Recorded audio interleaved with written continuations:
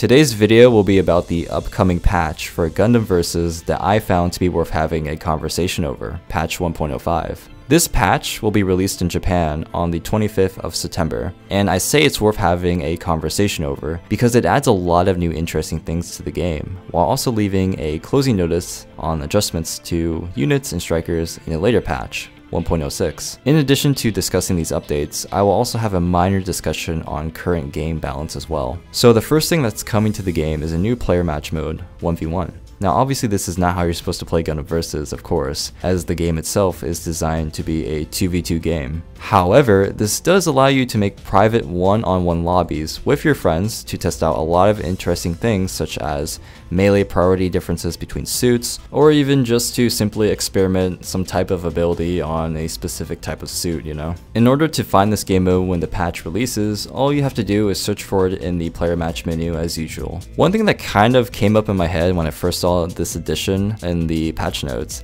is the fact that people can now just boost off each other. What I mean by this is that somebody can now just partner up with another player to easily rack up matches played in order to rank up their player card classification. I'm sure you've seen players with a red name player card identified by the title of Ace. According to other people, this is obtained by simply playing matches. So now getting this new title will be fairly easy if you're willing to sink your time into that. The next notable addition worth mentioning for this patch that even I did not really expect to happen so soon are two new free maps called Forest Late Night and New Hong Kong Evening. Now, if you watch my streams when the game first came out, I essentially said that pretty much all the maps are complete trash.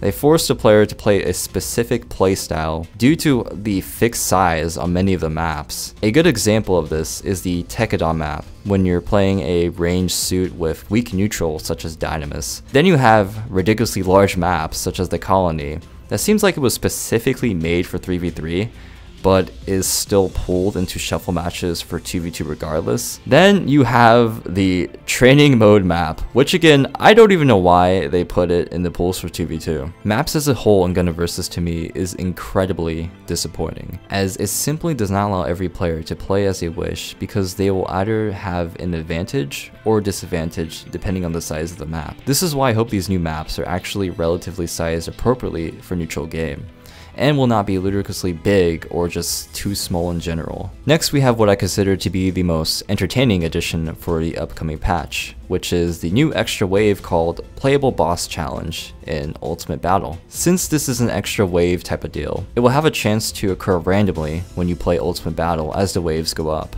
In this minigame, a random player will be selected as a Big Zam, and the other players / NPCs around it will attempt to kill it. If you played full boost in the past, then you're probably aware that there was a mod going around that allowed you to play as boss NPC suits such as the Extreme Gundam variants, or even the Big Zam itself of course. Now you can simply play it as much as you like without modding anything. It would be pretty interesting if they would allow you to play more boss units other than the Big Zam in the future. I honestly did not see this addition coming, and don't think I'll be personally playing it that much myself, as I'm more into PvP. However, this is a really good attempt on Bamco's part for appealing towards casual players who simply want to enjoy fighting AIs offline. Appealing to casual players in the market is a good way to bring in more players for the game, so it's good that they're still offering free fun content such as this to make them happy. Next is a rather interesting update regarding casual mode. Apparently you can adjust what kind of region you would like to search for before you go into a match.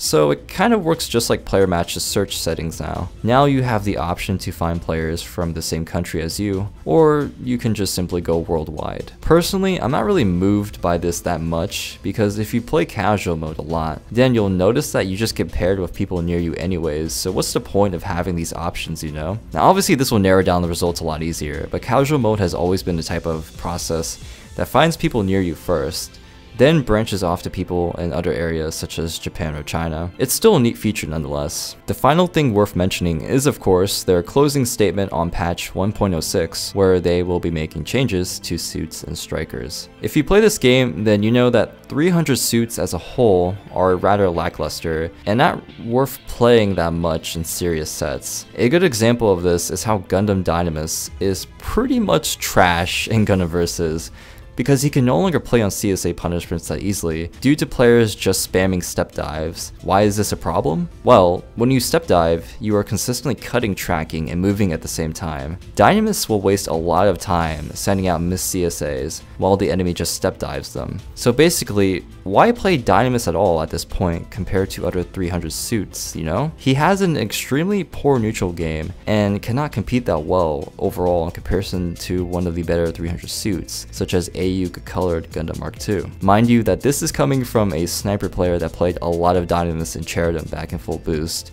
So I'm pretty triggered by how garbage he is in Gundam Versus, so I hope to see buffs given to many of the suits in the 300 category, such as Dynamis. In addition to that, if you play in NA lobbies, then you already know Gold Sumo and Kimar's Trooper Strikers are a huge epidemic going around. I strongly encourage Bamco to nerf these strikers hard, because I feel like players are relying too heavily on these strikers to deal any damage at all. I don't really have to explain why these strikers are nonsensical. You already know if you've seen them online and observed their damage / ammo count. So hopefully they will nerf Gold Sumo by reducing his stun wave size, and will also nerf Kimar's Trooper's tracking correction as well. I feel very disgusted by these assists, to be honest, and feel like it shifts away from core player skill demonstration a lot. So that's why I may come across as too strong on this subject. It really doesn't make much sense to add so many universal strikers to the game, but also at the same time fall prey to its own poor design by having a handful of meta strikers that clearly outclass the other ones in every aspect, you know? Well, that just about covers everything that I wanted to discuss in today's video. So please let me know down below in the comments how you feel about these changes yourself, and also how you feel about the current meta per se. And as always, if you wish to stay up to date with my channel, then follow me on Twitter and Facebook. Additionally, if you wish to join my Gundam Versus Discord group where I help out newer players, then simply look down below along with the other links to my social media in the description box. As always, thank you all for watching, and I will see you guys later.